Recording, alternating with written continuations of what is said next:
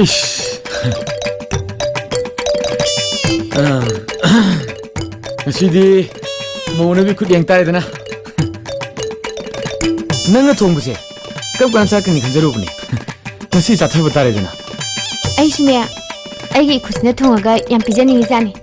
안두다 어떻게 들어봐? 하우다드나 자비로이드라 칸베와니. 헤라, 너가 통보 푸나 하우트르지네. 하우야우 인자 들어보니.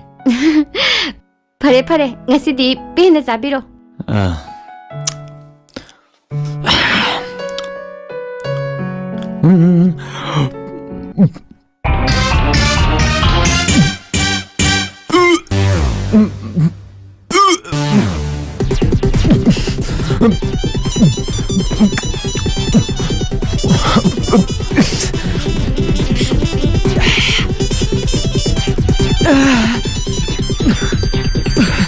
양보, 하우드봐.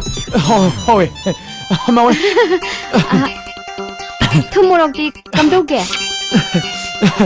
아이 마왜? 도목 쌉제. 너 목소리 뭐라고?